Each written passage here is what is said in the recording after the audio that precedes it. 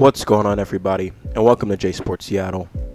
In this video, I'm going to be revisiting the Mariners. I know I just made a video on them like 2 days ago or 3 days ago, but with some news and some coaching changes and with how the last couple games have gone, I have to kind of comment on it. So I just woke up. As you can look at my time, it is 6:15.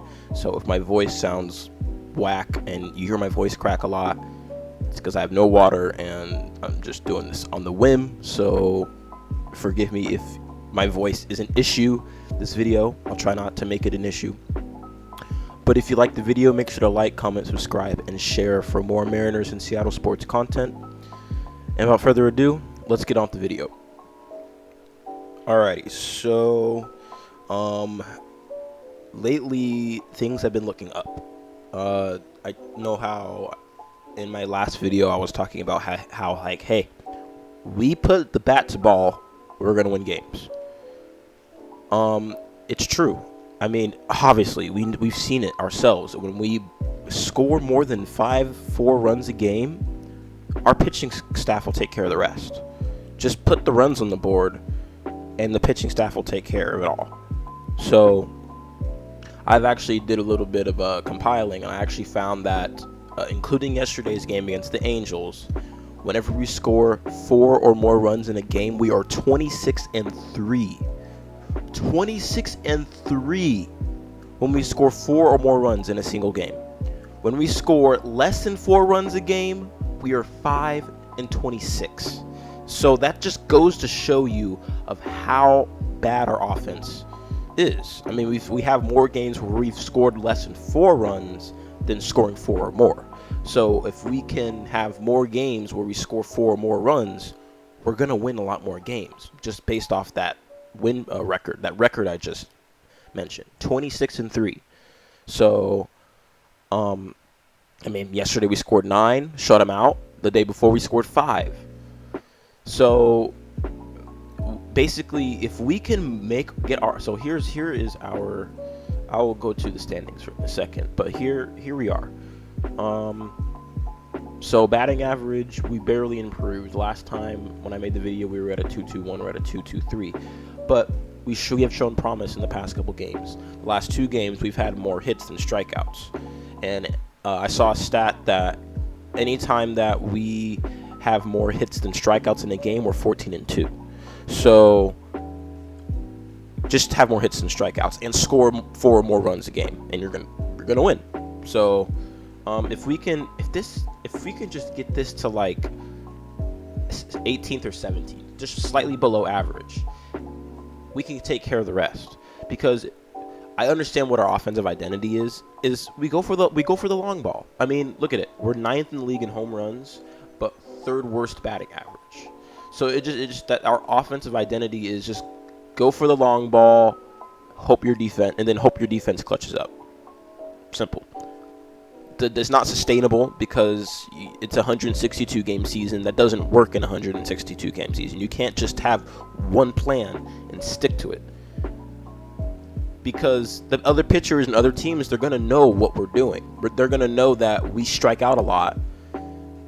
Then they know we lead the league in strikeouts by 19 strikeouts. The next closest is Oakland.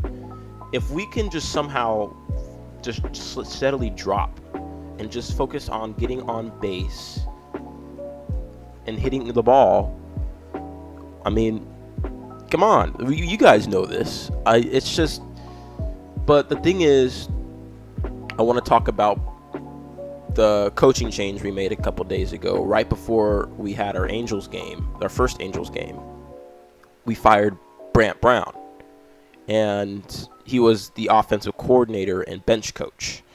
And he was probably, along with the hitter, like probably the hitting coach and the director of hitting strategy,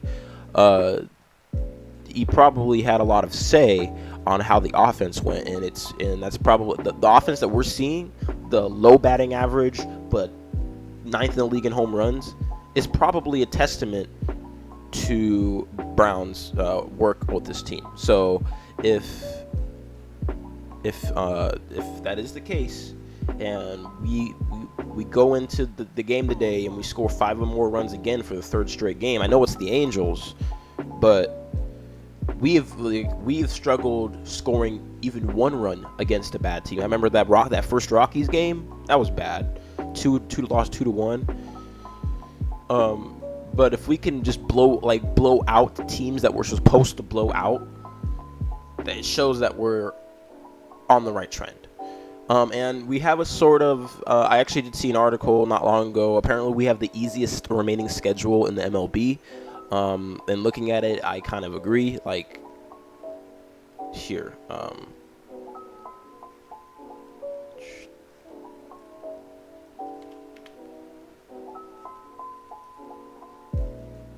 Mariners schedule. So I'm gonna look at their schedule, and I know we play the A's next. So we play the A's next. We do play the Royals, so they are a good team. But we got to play then we play the White Sox, who are the worst team in the league, on a 4-game series. Then we got to play the Rangers, who are below 500. And we got to play the Guardians, who are a division leader. Then we got to play the Marlins, who are also not that good, but recently have sort of turned things around. They beat the Diamondbacks, who are also struggling as well. The series is tied between them and the Rangers. I saw that they smacked the Padres a couple days ago, even though they lost a series. They've shown that they can still be competitive, so I wouldn't write the Marlins series off. But we got the Rays, who are struggling. They're kind of mid this year. Twins are pretty good this year. Orioles are really good this year. Blue Jays struggling. Padres, they're sort of like mid, but they have upside. Angels, not good. Astros, mid. Yes, I know they're like 6-7 games below 500, but I consider them mid because I know they can pop at any time. Angels again, yeah, pretty easy schedule.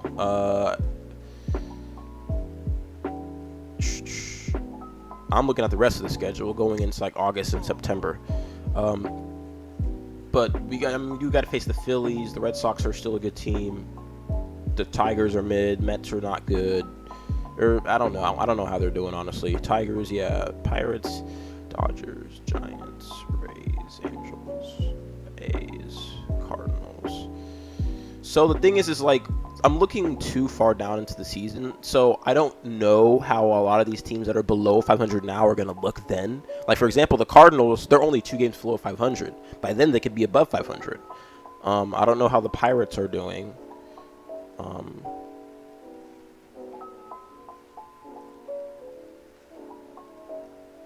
Pirates?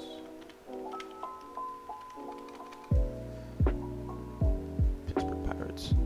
Yeah, so they're below 500 too. So like these teams, we don't know how they're gonna look down the stretch. So I guess I can't look too far in the future.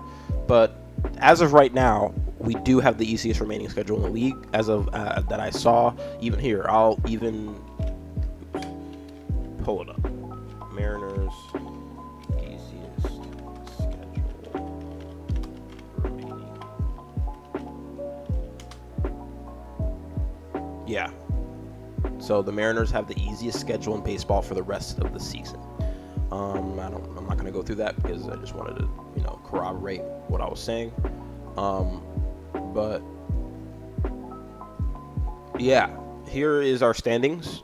We actually did increase a little bit. By half a game. Last video we were 3.5 games above Houston, and 5.5 games above. We were 3.5 games above Texas and 5.5 games above Houston. But now we got a little bit of a buffer. We finally have a positive run differential, which is nice to see. 225 runs scored, 222 runs allowed equals +3 differential. So our home record is looking pretty good. And another stat that I saw from Mariners PR Twitter or X, I saw that since the beginning of April, we are, I think, like 13-2 or 14-2. We have a really good record at home, which is like 3rd best in the league. So our home record is really good. It's doing pretty well this year. So if we just keep it up at home and You know, try to get 500 for both of these categories for above 500 teams and away.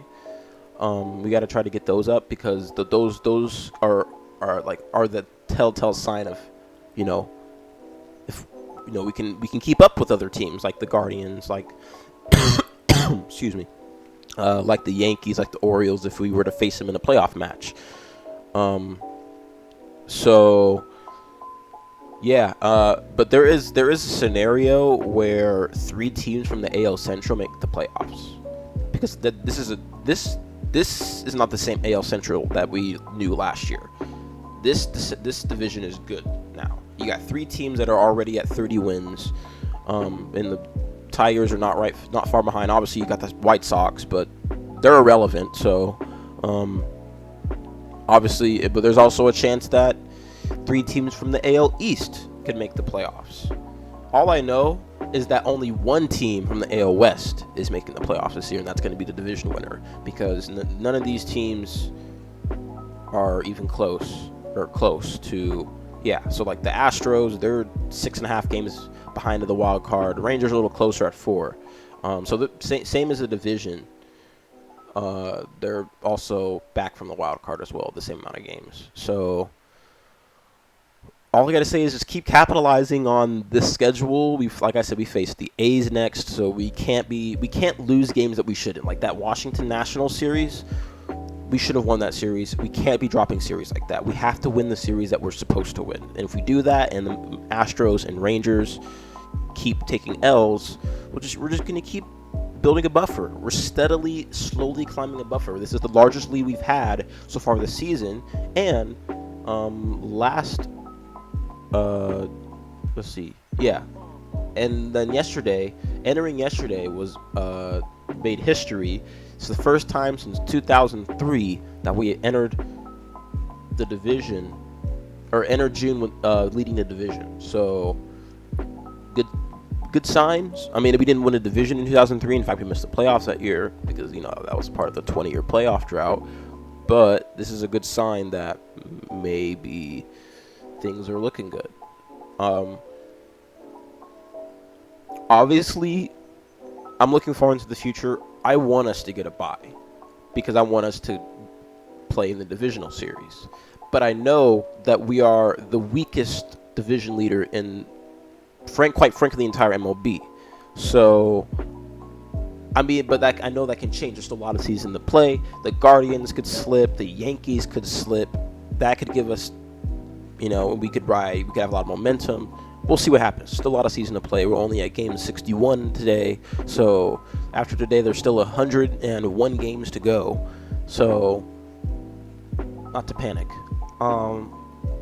But we can't, like I said, we have to capitalize on a weakened division, because, and I'm gonna, even if I sound like a broken record, I'm gonna keep repeating it. We have to keep winning the games that we're supposed to. The A's, keep winning that. If we win a series against the Royals, nice.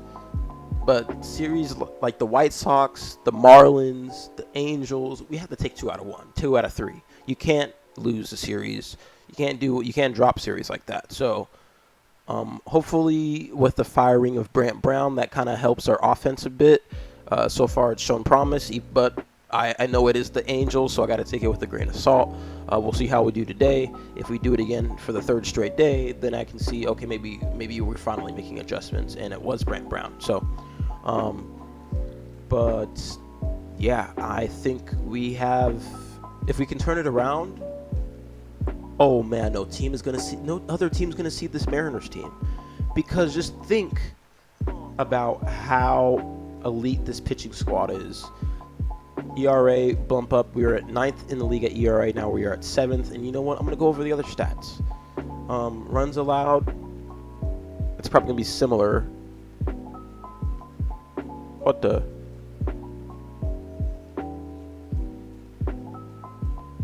Oh, I got it. There we go. Runs allowed, we're 8th. Total earned runs. Total earned runs were also 8th. Like walks, look at walks. I know walks we lead. Probably. Yep. Walks we lead. Strikeouts are probably like top 10, hopefully. Oh, I guess we're not. Oh, we're 21st in strikeouts. We don't strike out a whole lot of... Oh, wait. That's better. We are top 10 in strikeouts. Whip. I'm sure we lead the league in this. Yeah, whip. Batting average. I'm sure we are like top 3. Yeah, top 4. So our pitching is still elite as always. Hitting, you know what? I'm gonna look at a split, or I'm gonna look at the last 15 days. So hitting, we've been average. So wait, that's home runs. Whoops. What about batting average? Oh, yeah, not good. 26th. Let's do the last 7 days. Slightly better, but not by much. 2.21. Basically, we need to improve. We need to start hitting at a 250 per game, 250 plus per game. If maybe higher, 260 plus per game. Not maybe 250, but the more important thing is getting them runs in. If we can slightly improve, even if our batting average is low, if we can score 4 or more runs a game, we'll be fine because our pitching will take care of the rest. So right now we're averaging 3.75 runs a game. We're steadily going up. So if we just keep scoring 4 or more runs a game, like I said, and all likelihood, we're gonna win because of the pitching staff. So let's keep it up. I believe in this team. I think we have what it takes to actually win a division this year for the first time in 23 years. Yeah, 23 years. So just keep grinding, boys. We're gonna keep grinding. We'll do it. So, but I think that's all I have for this video. I will make another Seahawks video soon, and probably within the next week and a half, because mandatory minicamp is about to happen. So that's going to be happening soon. Like I said, we're still kind of in a dead part of the off season. I know OTAs have continued. JSN has apparently been stealing the show and going crazy. I already knew that. I already knew he's going to be good for us, and I want to cop his jersey. So, but I will make a video on them eventually. I will try to make a Kraken video soon, because I have to talk about. I haven't really paid attention to them. I need to, because I have been keeping up with the news, but I haven't been making videos, and I need to. I know we fired Haxtell, and we hired a new coach. I don't remember how to pronounce his last name, Bilsma or Dan Bilsma or something like that, from the Coachella Firebirds. So Valley Firebird, Coachella? I don't know. I know Coachella is like a music festival, but Valley Firebirds. I'm sure I think their name is Coachella. Valley Coachella Firebirds, I think. You know what? Now I'm guessing myself.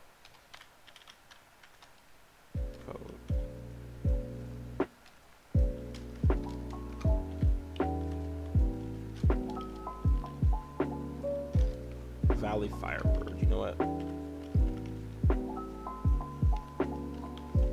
Oh yeah, it is Coachella. Coachella Valley Firebirds. Okay. But yeah, I'll be making a video on them. Disappointing season. We're mid. We were mid. So I will make a video on them. Probably not today, but sometime soon. So stay tuned for that. But if you like the video, make sure to like, comment, subscribe, and share for more Mariners and Seattle sports content. Thank you for stopping by. Have a good day, and go Hawks, go Mariners, and go Kraken.